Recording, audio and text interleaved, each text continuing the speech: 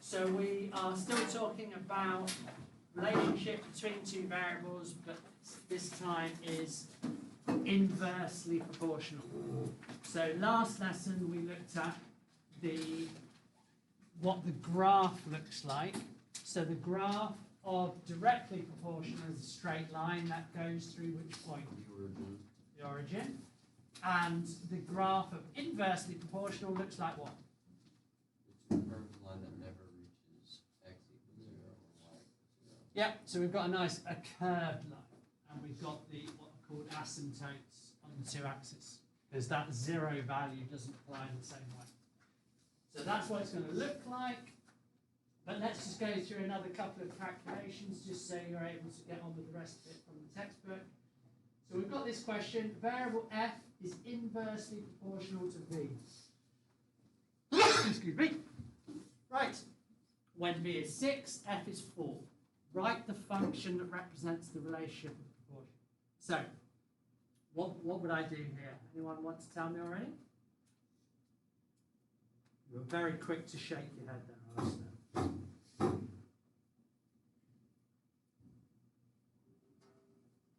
What's the symbol for proportional to? The fish. All right.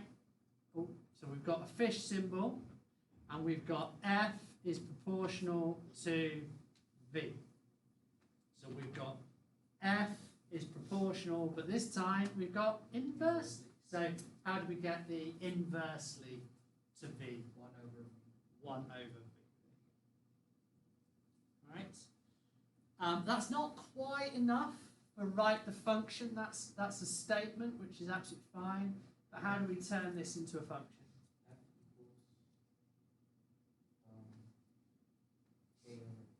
K over b. Yeah. Or k times 1 over b. But k over b works.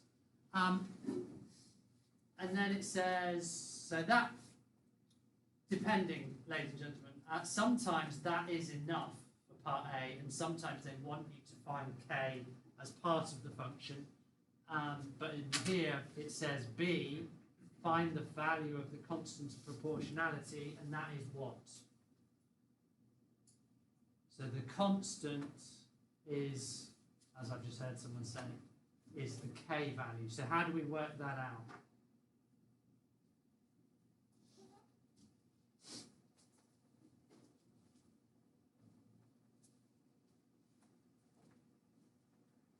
How can I work out what k needs to be?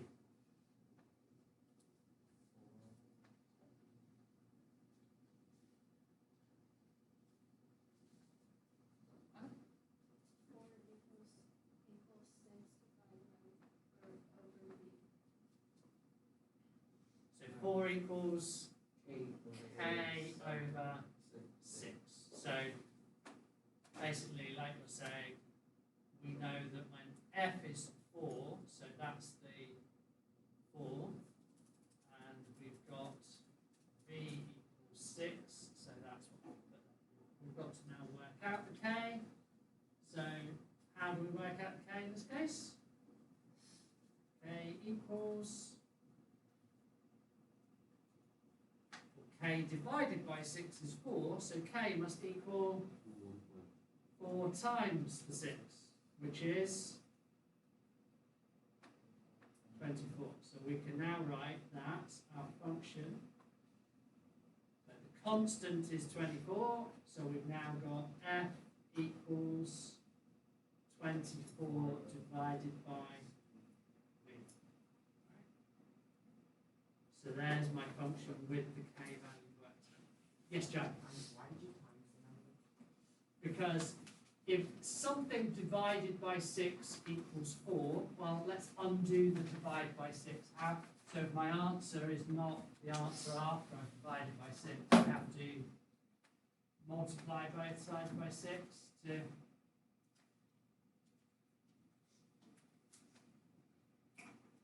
So if I know a number, I'm basically saying, if I know what k is and I divide that by 6 and get an answer, how do I figure out what the answer would be before I divide by 6? I multiply by 6, yeah, to get the opposite.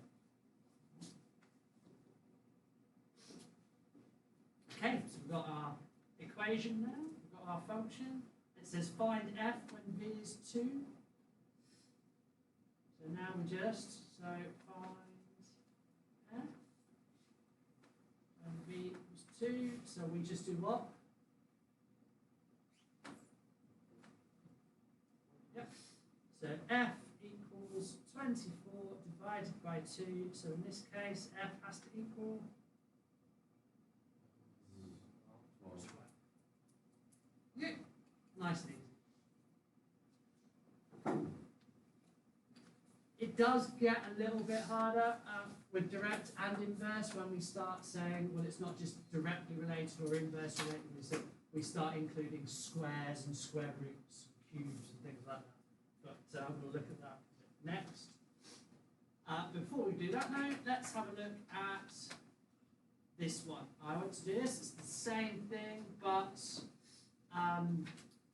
basically we're going about it in a slightly different way. So, any ideas what we would do here? We've got to fill out the table. Now, do you remember we said, well, if you double one, you half the other, and so on that. But this is a bit different, isn't it? Because we've not doubled it. So what do we do in this case? So we've got to fill in these values. There's a couple of ways we could do it. What do you think? 0.8 would be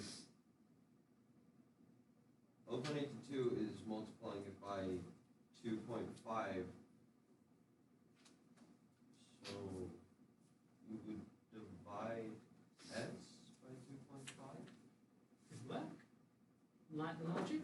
So what Gordon's saying is, if we can figure out what we multiply that one by, what must the other one do? Divide by that amount. So how can we figure out, how did Gordon know that that was 2.5? Run the numbers in my head. Can the rest of you do that or verify, find a different way? How would you do it? Yeah, get calculators out. But remember, we can check, but how would you find the 2.5? Subtract.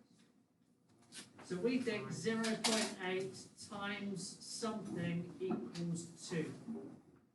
So I think what Gordon did was just worked out how many lots of zero. So that made sense, but if we weren't doing that,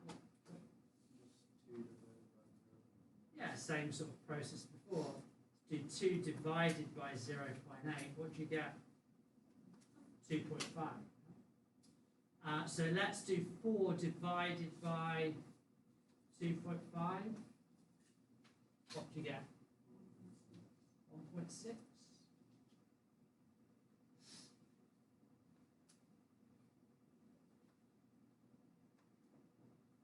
Okay.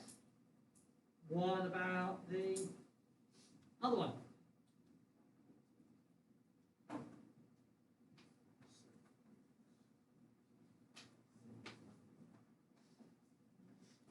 This time, we're going to do it slightly differently, but to use the same approach. This time, do you think it's a divide or a times? Let's do a times on the top. So this time, we're going to have 4 times what equals 4.8. So what's the times for that one?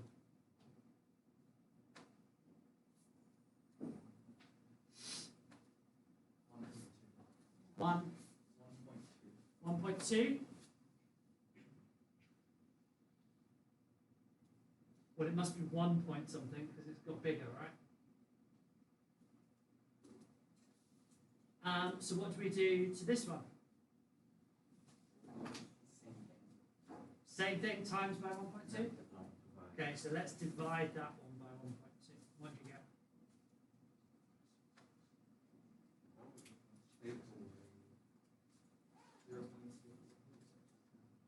0.6 recurring. All right, that's one method. Are we happy with it? Does it sort of make sense? Yeah. Is there another method we could have used? Yep.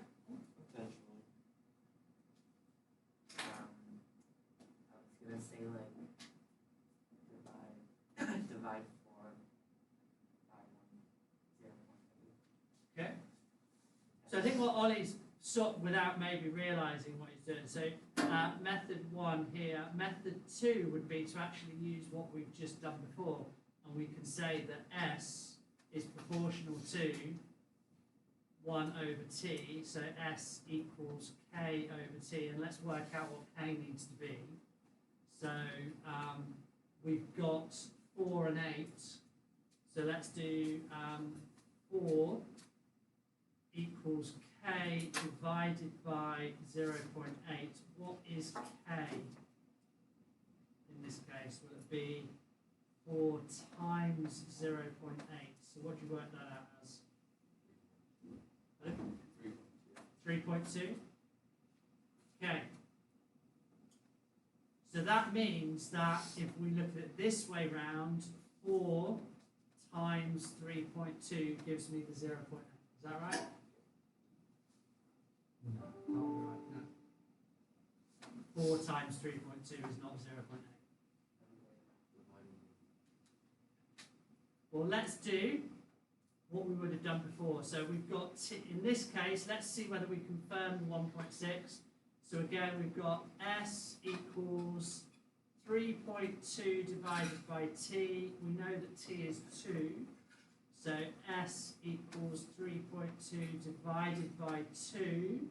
And we get S equals 1.6. So that we're happy with that. And for the other one, we've got S is 4.8. So we've got 4.8 equals 3.2 divided by T. A bit more of a challenging one here. So, any ideas how to work out the T in this case?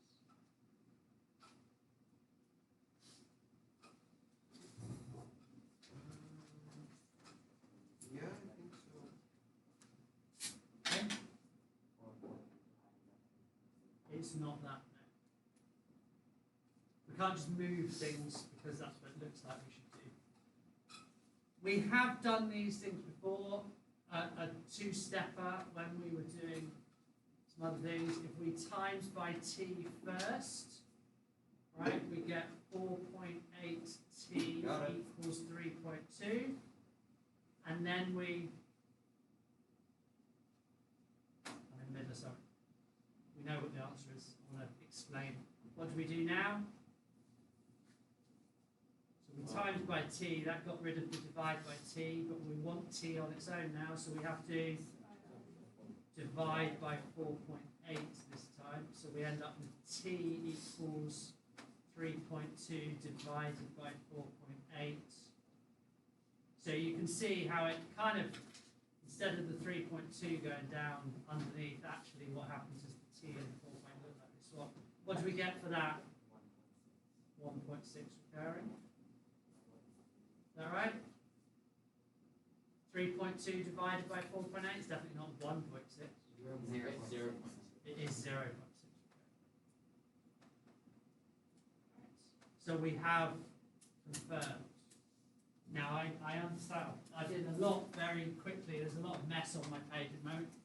Yes? To get the 3.2, I did 4.8 times 2 divided by 3, which I believe Is here. 0.6. All right, so there's a lot there. Like I said, I'm aware that I've kind of mixed things up there. How are you feeling about what I've written there? Does anyone just rewrite that as A equals 3.2? And then I used that for these to confirm these values. Which way was easier for you? Neither. Second method, rather than having to work. So, but it does show you how you can apply both. So first method, we worked out what we multiply by or divide by. The second method was to use the same thing that we've done before. So just select what we did here. Look, method 2 was first off we worked out what k was. All right. So that was the first thing. So I could write my equation, and then we used that. We put in the value for t that we knew, so that was the first one was quite easy. And then the second one was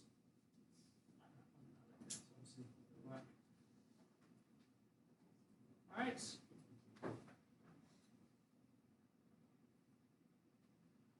So we've broken that. So you've got two options for a question like that. Now, just the reason why I wanted to go through that question is because it doesn't say write the equation, now work out S. It just says fill in the gaps. So quite often, unless we've been through something like that, so, oh, I don't know what to do. Any questions over those two things? So we've just used the equation for a basic type question, and then we've had a table and we've filled it out using two methods, whichever method suits. Any questions? No? So over to you. This is where we're at. Practice 2, page 391. Same sort of exercise as we did for the direct proportion. Looking at the three equations, which one shows inverse. We've just done question 2, and we've just done question 5. So you've got some of the basic simple ones, nice and easy, but really where you need to be able to get to is this kind of problem solving stuff. Right? And there's a few questions for you to do today. And then we talk about different types of variation. Still direct and inverse, but with some extra stuff chucked in. So, over to you. Get a textbook, page 391. Practice, whatever this is, practice 2. Work on the basics or go straight to the problem solving,